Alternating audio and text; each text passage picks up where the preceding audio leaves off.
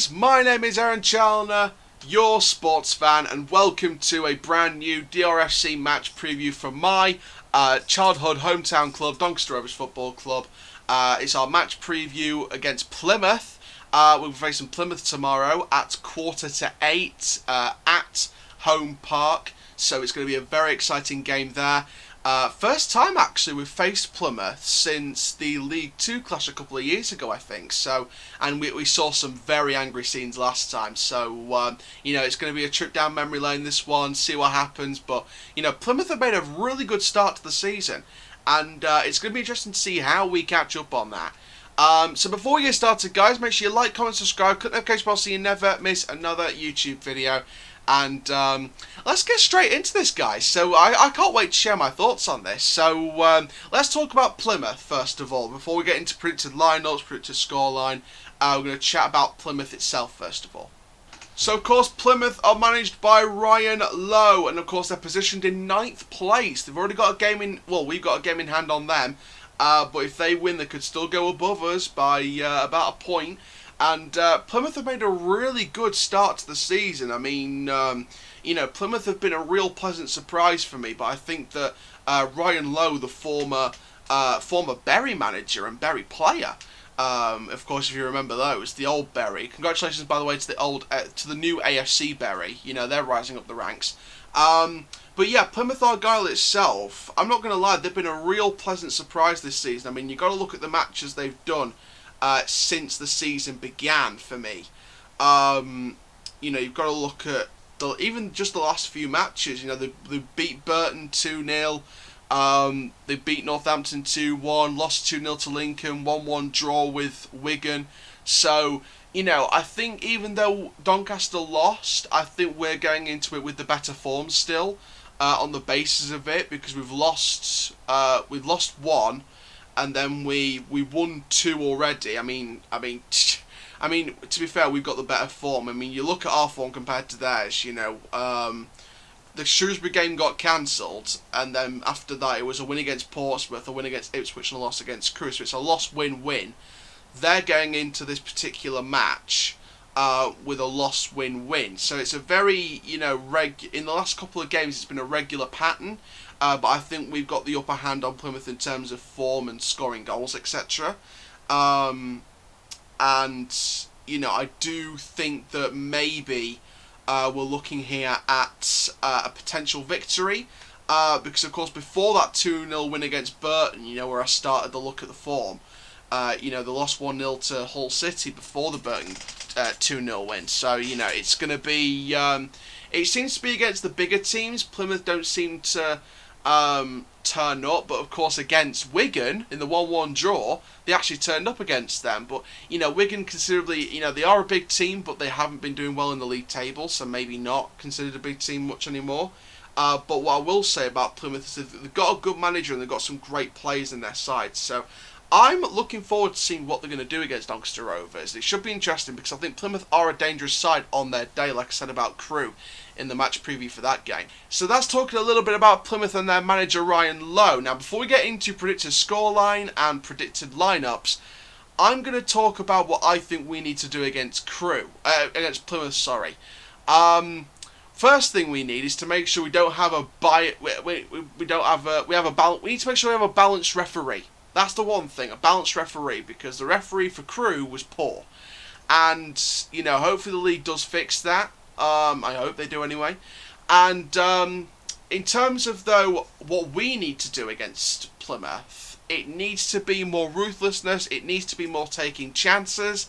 Taylor's got a bit of a knock. I've put him on the bench just in case. Richards is out for a little bit, so, I don't think we're going to see him feature at all, in my opinion, again. And, we need to get back some of that ruthlessness that we took in the Ipswich match and the Portsmouth match at times. We need to show ruthlessness, we need to take our chances.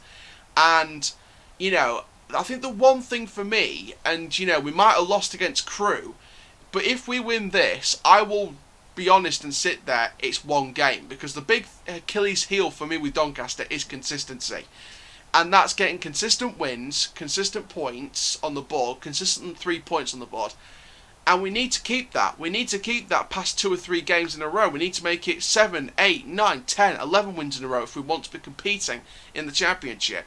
So, you know, we can't go 2 or 3 games on a winning streak and then lose 1 or 2 games, or draw and lose a game each, and then go on another winning run for a couple of games. And then it's got to be consistently. We can't win 2 then lose 2 then win 2 then draw 2. It's got to be more than 2 or 3 games winning streak. It's got to be 8, 9, 10, 11, 12, 13, 14. It's got to be such a winning streak. We have to look unstoppable if we're going to be in the playoff places or in the promotion spots. So we've got to show more consistency, and hopefully Darren Moore can get that out of them. I've got faith. I've still got faith that Darren Moore can do the job. It's just a case of what can we do? What can we do? And you know, it's all about what else we need to do. We need players to not play poor. You know, Major Gomez, if he's going to start, he can't put in an average performance. Cameron John, he has to be the best left back he can be. You know, it's looking very likely he will not be playing centre back this season. It looks like he's very much transitioning into left back. So he needs to show. I think his best performance was probably the Ipswich match. I think that was probably his best performance when he was playing at left back. So